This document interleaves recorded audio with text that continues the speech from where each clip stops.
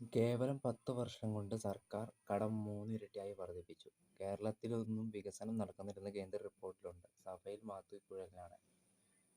വികസനം നടക്കില്ല എന്ന് പറഞ്ഞു വെച്ച് കഴിഞ്ഞാൽ ഇപ്പോൾ ഒരു 10-ലൊരു 20% അല്ലെങ്കിൽ 30% അത്രേ വികസനം ഇവിടെ കേരളത്തിൽ നടന്നിട്ടുള്ളൂ. അത് സത്യമുള്ള കാര്യമാണ്.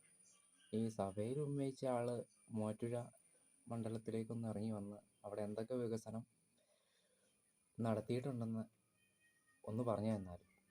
അതായത് ജോസഫ് വാഴക്കൻ MLA ആയിരുന്നപ്പോൾ പൊളിച്ചു കൊടുത്തിയ ഒരു കെട്ടിടമുണ്ട് KSRTCയിലെ.